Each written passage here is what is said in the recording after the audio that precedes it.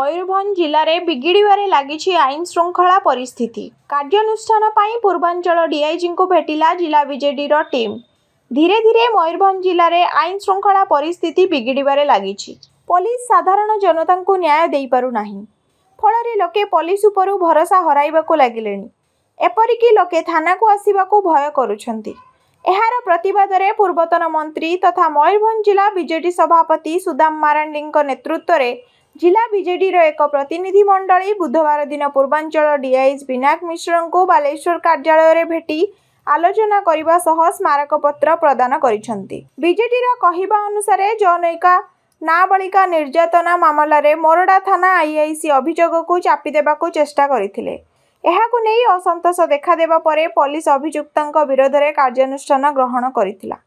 सेठी police प्रशासन मयूरभंज जिले में कोटी ना कोटी साधारण लोक पहुंची पारुनी एवं साधारण लोक मान जो जस्टिस देवा कथा पुलिस प्रशासन आम अनुभव करुचु।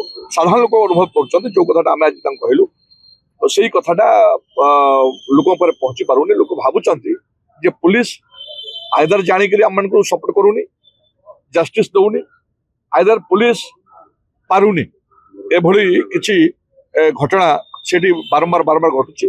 गत मासरे मरुड़ा थाना रे किछि घटना घटीला। गोटे नाबालिग उपर जो अत्याचार हुए, नाबालिग जो थाना सम्मुखीन हुए, मरुड़ा थाना सम्मुखीन हुए, आईआईसी से कथा को गोटे सिनसियरली गोटे विचार न करी गुरुत्वपूर्ण भाव में कथा को ग्रहण न करी तो उल्टी ताको धमक देले तुम जो केस टी कर तुमको जेल हो 7 वर्ष। एवं ये घटनाटी सारा ओडिशा रे बाजी आप मीडिया माध्यम बाजी परवर्ती अवस्था जो रिएक्शन होती पब्लिक रिएक्शन होती बाध्य होकर से किसी स्टेप नहीं। आदिवासी पिला आदिवासी इलाकार काम कर आदिवासी लोक मैंने जस्टिस पाऊना तो ये कथाटा को लेकिन आम आसलु।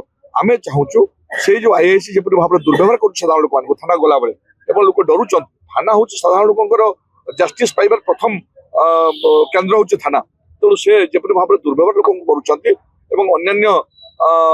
लोक जो जाऊँच ये दवाई एतला दवाई किसी कथा कहवाई जाऊँच से ठीक भाव में ग्रहण करूना। तो ये कथा गुड़ा को लेकिन आज आम आज आसलु। आम आज सहित अति सुंदर भाव में कथा हेलु एवं आम कथा को से शुणी। आम गोटे लेखा आम लेखा भी देचु तो देखिए बोली से कहते। सेहीपरि मयूरभंज रे माफिया राज बढ़ी चलीथिबा पुलिस रो निरवता को नहीं बीजेडी चिंता प्रकट करिछि।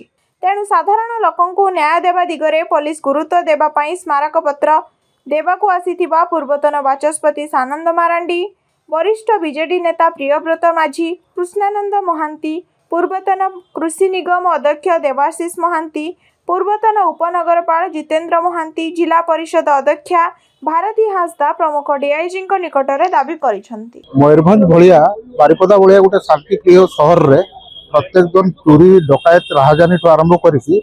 मयूरभंज भलिया बारिपदा भलिया शांतिप्रिय सहर रे प्रत्येक दिन गुड़ी फुटुछि।